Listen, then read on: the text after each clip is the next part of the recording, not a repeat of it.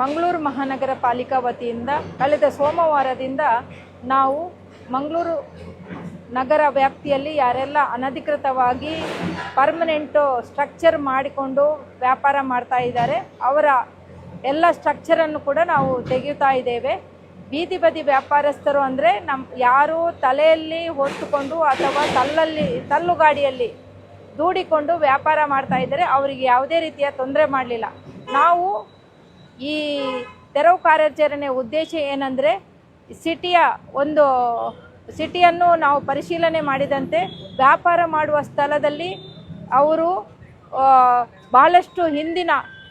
ಭಾಳಷ್ಟು ದಿನದಿಂದ ಏನು ಅವರು ಫುಡ್ ತಯಾರು ಮಾಡ್ತಾಯಿದ್ರು ಇದನ್ನು ಪ್ರತಿನಿತ್ಯ ಅದನ್ನು ಚೆಲ್ಲದೆ ಆ ಉಪಯೋಗಿಸ್ತಿದ್ದ ಎಣ್ಣೆ ಇರ್ಬೋದು, ಅವರು ಉಪಯೋಗಿಸ್ತಿರುವ ಅನ್ನ ಇರ್ಬೋದು ಅಥವಾ ಅವರು ಉಪಯೋಗಿಸ್ತಿರುವ ಇತರ ಮೆಟೀರಿಯಲ್ ಇರ್ಬೋದು, ಒಂದೂವರೆ ತಿಂಗಳಿಂದ ಅದನ್ನೇ ಇಟ್ಟು ಜನರಿಗೆ ಬೇಯಿಸಿ ಕೊಡ್ತಾ ಇದ್ರು.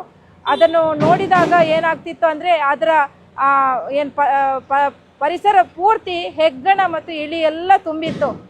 ನಾವು ಇದನ್ನು ಕಣ್ಣಾರೆ ಕಂಡ ಕಾರಣ ಇದು ಅನಧಿಕೃತ ಕೂಡ ಒಂದು ಸ್ಟ್ರಕ್ಚರು, ಇದಲ್ಲದೆ ಸ್ವಚ್ಛತೆಯ ಒಂದು ದೃಷ್ಟಿಯಿಂದ ಇದನ್ನೆಲ್ಲವನ್ನು ಕೂಡ ನಾವು ತೆರವು ಮಾಡಿದ್ದೇವೆ.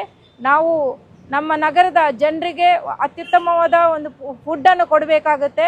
ಮಲೇರಿಯಾ, ಡೆಂಗು ಭಾಳಷ್ಟು ಹೆಚ್ಚುವರಿಯಾಗಿರುವುದರಿಂದ ನಾವು ಸ್ವಚ್ಛತೆಯ ಒಂದು ದೃಷ್ಟಿಯಿಂದ ಮತ್ತು ಟ್ರಾಫಿಕ್ ದೃಷ್ಟಿಯಿಂದ ಯಾರು ಅನಧಿಕೃತವಾಗಿ ಫುಟ್ಪಾತಲ್ಲಿ ಇಟ್ಕೊಂಡಿದ್ದಾರೆ ಜನರಿಗೆ ನಡೆದಾಡಲು ಅನನುಕೂಲ ಆಗ್ತದೆ, ಆ ಪ್ರದೇಶದಲ್ಲಿ ಎಲ್ಲ ಕೂಡ ನಾವು ತೆರವುಗೊಳಿಸುವಂಥ ಕೆಲಸವನ್ನು ಮಾಡಿದ್ದೇವೆ.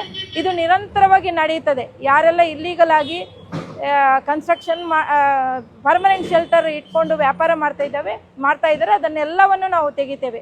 ಆದರೆ ಬೀದಿ ಬದಿ ವ್ಯಾಪಾರಸ್ಥರಿಗೆ ನಾವು ಯಾವುದೇ ತೊಂದರೆ ಮಾಡೋದಿಲ್ಲ. ಅವರಿಗೆ ಮುಂದಿನ ದಿನದಲ್ಲಿ ನಾವು ಐಡೆಂಟಿಫೈ ಮಾಡಿದಂತಹ ವೆಂಡಿಂಗ್ ಝೋನಲ್ಲಿ ಅವರಿಗೆ ವ್ಯಾಪಾರ ಮಾಡಲಿಕ್ಕೆ ಅವಕಾಶವನ್ನು ಕೊಡ್ತಾ ಇದ್ದೇವೆ.